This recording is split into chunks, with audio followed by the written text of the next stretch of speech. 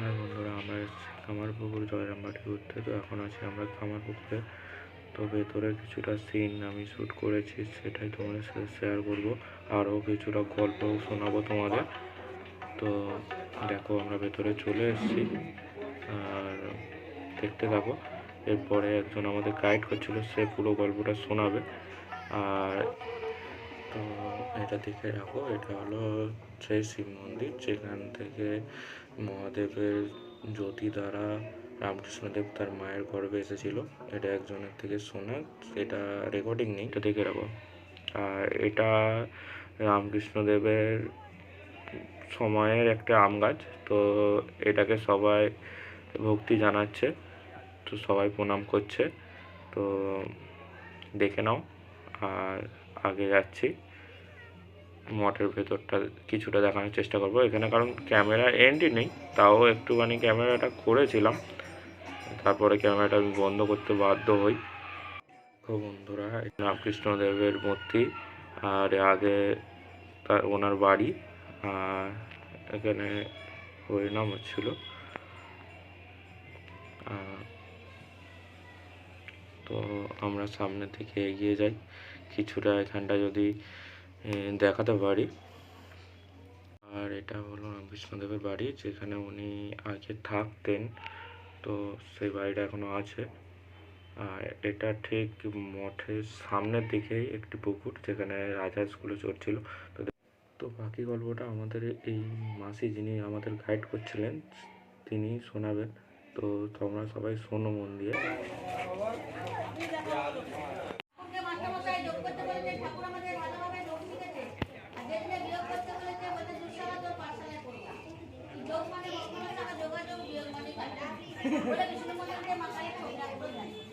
ঠাকুর যোগ করবে, ঠাকুর বিয়োগ করবে না। বিয়োগ মানে বাদ দিয়া, আর যোগ মানে ভগবানের সঙ্গে যোগাযোগ। লাহাতে দুর্গা মন্দির তাকাও, ঠাকুর স্বেচ্ছায় মা দুর্গা চক্ষুদান করেছে। টানাটালি এই দিকে দেখে দিচ্ছ ওখান থেকে। এইদিকে মাসি কি বলছে, এই কোণের একটা এই কোণটা আসো, ওইটা যেটা আপনার ঢুকে গেছে ওইটাই দেখে চালা হয়েছিল মন্দিরে। লাহাবাবুদের দুর্গা মন্দির, ঠাকুরের দুর্গা প্রতিমা চোখে দেখছিল।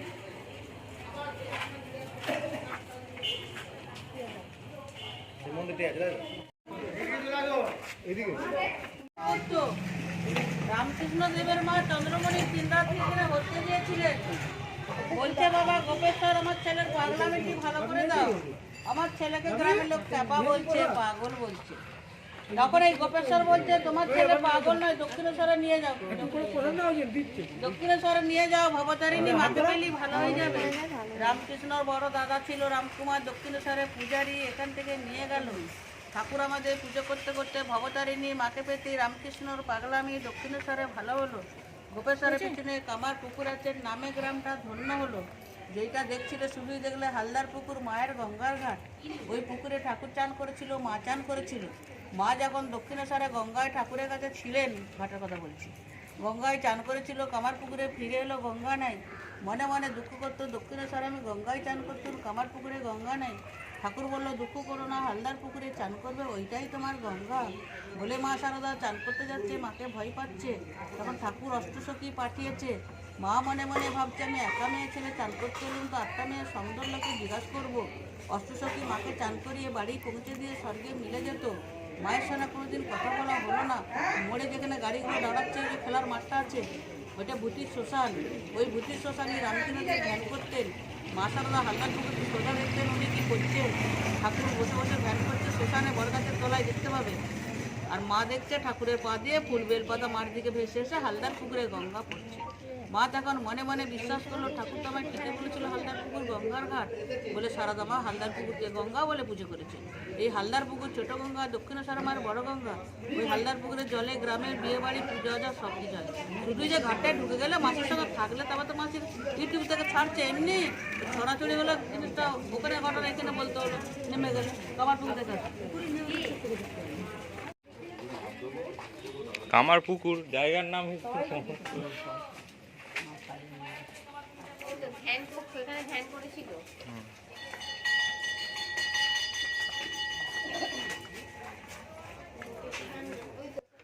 আর এটি হলো সেই কামারপুকুর, যেটার কারণে এখানকার নাম হয়েছে কামারপুকুর, এই এলাকার নাম। তো এটাই মেন কামারপুকুর। দেখিয়ে দিই কেমন এখন। হাতে হাতে প্রদীপ জ্বালিয়ে দেখছে যে উনুনের মধ্যে ছাই মাখছিল, পাগুলোকে ভিতরে লাড়াচ্ছে। ধনী কামানি উনুন থেকে তুলে এনে ছাই মুচি মুচি নিজের বাড়িতে চলে এলো কামাননি। হ্যাঁ, যত ছাই মোচালো তত গা থেকে জ্যোতি বেরোলো। কোলে পিঠে করে মানুষ করে পৈতের সময় শেষ ভিক্ষা দিল প্রথম, শেষে ওনার মা দিল। লিখা আছে ধনী কামানি বাল্য বিধবা নিঃসন্তানের মা, সন্তান ছিল নি, আই ঠাকুরকে সন্তান রূপে পেয়েছে, তাই ধনিক জীবনটা ধন্য হয়েছে। এই ধনী কামানির মাটির বাড়ি মন্দির হয়েছে।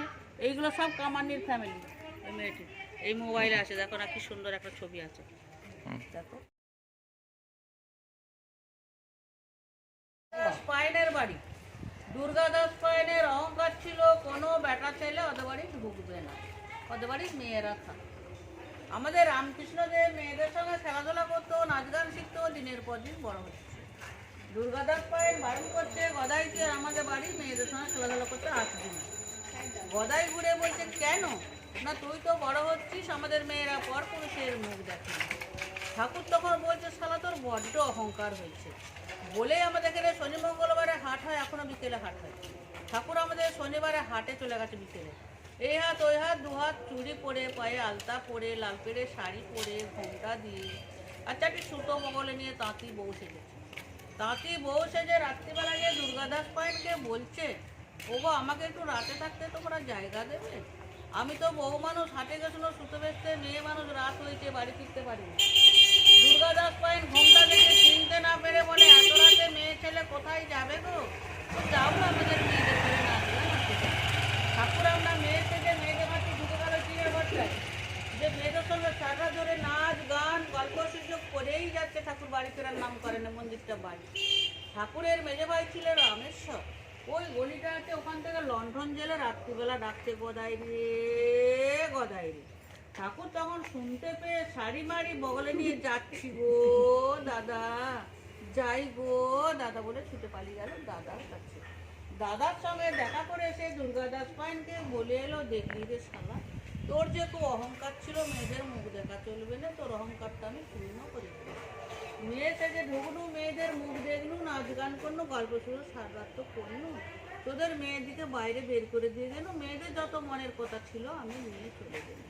সেই থেকে দুর্গাদাস পাইনা ফ্যামিলি বাইরে বেরিয়ে গেছে, লাভ ফ্যামিলি বাস করছে। রামকৃষ্ণ তাঁতি বউ থেকে মেয়েদের ঘরে ঢুকে অহংকারটা বেরিয়েছে। এই ঘরটা কি ও তখন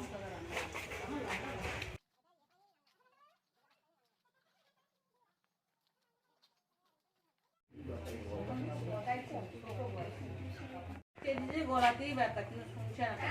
হ্যাঁ অবশ্যই শুনছি। দুর্গাদাস পাইনের বাড়ি যেটা বসে তারই ছোট ভাই এটা সীতারাত পাইনের বাড়ি ফ্যামিলি আছে।